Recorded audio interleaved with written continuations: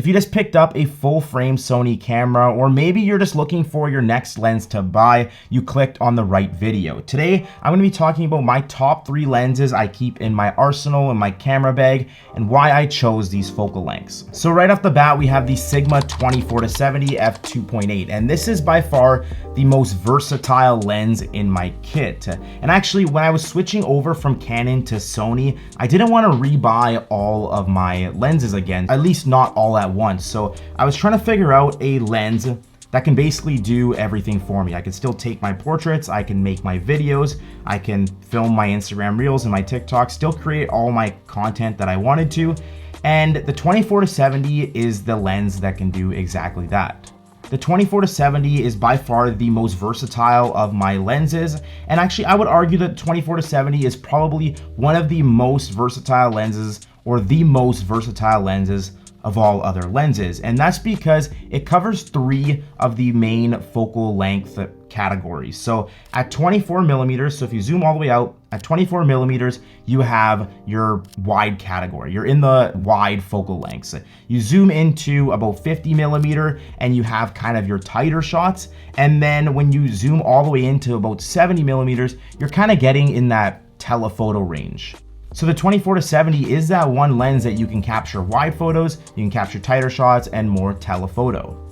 It also covers the common portrait focal lengths. You have 24 millimeter, 35 millimeter, 50 millimeter, all built into the same lens, and not quite 85 millimeter, but you have 70. So it's covering basically 3 common portrait focal lengths. If you actually want to see how I shoot portraits on it, I posted a behind the scenes video to my YouTube channel just a couple weeks ago. But you can shoot weddings, you can shoot events. It's so versatile because it covers a wide range of focal lengths from wide to telephoto. It is f2.8, which is as fast as you're going to get with zoom lenses, and pretty common for 24-70s. And at f2.8, you still get some amazing bokeh. And if you actually switch it into, or zoom it into 70 millimeters, you can get some crazy compression that honestly looks like your photo was taken at f1.4. The 24-70 is by far that one lens that if I was boarding a plane and they told me I could only take one lens with me, it would be this one. So if you're looking for a versatile lens that can do it all, I would definitely go with the 24-70. Sony's 24-70 f2.8 G Master goes for around $2,000, but if you go with the Sigma version, which is what I have here, you can get it for around half that price, and you're still gonna get that amazing quality, if not better quality. Next up is this new one I just added to the kit, and this is a 16-28 millimeter f2.8, and I picked this one up for a few reasons. This 16-28 millimeter is not as versatile as a 24-70, and that's mostly because this only covers the wide category. It doesn't matter if you're zoomed all the way out to 16 millimeter or zoomed all the way into 28 millimeter. It's a pretty wide lens throughout. I bought this lens because I needed something a little wider than 24 millimeters when it comes to vlogging. I don't have extremely long arms, so when I'm holding the Sony A7IV with the 24-70 on there and trying to vlog with it, it's a little too tight, like to my face. You don't really catch any of the environment behind me. Okay, so right now I am filming on the 16mm to 28mm, and this is one of the best focal lengths for shooting vlogs. As you can tell, I'm at about an arm's length holding the camera, and you can still get a super wide field of view behind me. Whereas if you were filming on something like the 24-70, let me just switch this into 24mm. You could still vlog with it, but it's super tight. You don't get that wide field of view, and it's kind of unpleasing to the human eye when you're watching a video like this for a long period of time. I needed something a little wider. Also, the 24-70 is a heavy lens. It's part of Sigma's art line, meaning it has a lot of components to make sure your image is as high quality as possible. And I needed something a little lighter if I was going to be holding it up all day. So the 16-28mm is actually in their contemporary line, which is not the art line, but it is still super high quality. It's light and it's wide enough to capture environment around me when I am vlogging.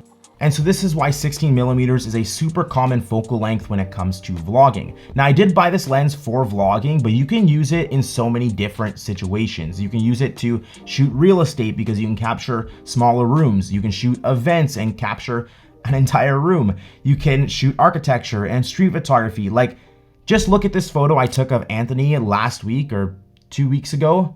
There's no way I would have been able to capture this with a 24-70 or a 35mm, but the 16-28mm came in clutch, being able to capture the entire cove or cave, whatever we were in.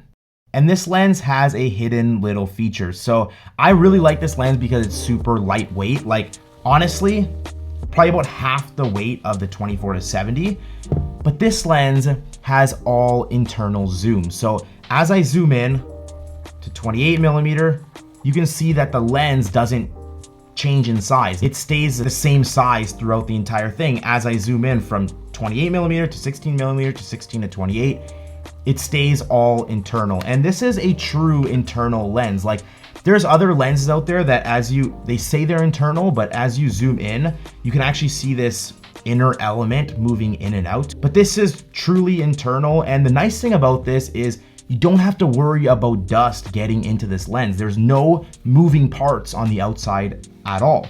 Like when you compare this to the 24-70, as you zoom in with the 24-70, you can see this entire barrel comes out, which is common for zoom lenses. But the problem with lenses like these is when you have an external barrel coming out like this, you can actually get dust inside there, and then you'll get dust inside your lens, which you can't really fix. Like I said, Sigma has insane dust proofing and good weatherproofing, so I haven't had any issues with dust in this 24-70. But I do like this 16-28mm because there's no moving parts at all. There's no way dust can get in here unless you keep this open. And I guess I should point out that if you're gonna be using this on a gimbal, you won't have to worry about throwing your gimbal out of balance as you zoom in, because you're not changing the weight of the lens as you zoom in and out. Now I had to save the best for last, and this is by far my favorite prime lens. This is a Sigma 35mm f1.4, and when I tell you this is my favorite lens for portraits, this is my favorite lens for portraits. I actually have the Canon version of this lens. So this lens is the exact same thing. It's a 35mm f1.4, 35mm f1.4, made by Sigma. This is the Canon version, this is the Sony version. This is a little newer. It has a manual aperture ring, but essentially these are the exact same lenses. And I love this so much when I had my Canon, and when I switched over to Sony, I had to get this again. Now, like I said, this is a prime lens. It's fixed at 35mm, and because of that, there's less components, less elements, and therefore you get a super sharp image coming out of this lens. I absolutely love this focal length when it comes to portraits. Yes, 24, 50mm, 85mm. Some people even shoot with a 70-200. People love that focal length, or those focal lengths, when it comes to portraits. But I love 35mm because it captures all the environment around my subject. You don't get this super tight, professional looking shot. This is also an extremely fast lens. Its widest aperture is f1.4, which means it's gonna let in 2 full stops of light more than these f2.8 lenses. Which means this lens is really good in low light and can be used to shoot weddings, portraits, events, street photography, basically anything. There is one thing to keep in mind though, and that is that this is a fixed focal length. So if you're shooting portraits and you want to change up the composition or the angle, it means you physically have to move closer or farther away from your subject than being able to just, zoom in. Now you probably noticed that all 3 of these lenses that I keep in my kit are made by Sigma. And the reason for that is that Sigma makes super high quality lenses. I've been using Sigma lenses ever since I started photography. I've tried manufacturer versions of these lenses, and I don't see what the difference is, what the point is to spend the extra money on manufacturer lenses. You still get an extremely good build quality, if not a better build quality than G Master, L Series, RF lenses. They're extremely sharp, they're weather sealed and dust sealed or dust proof.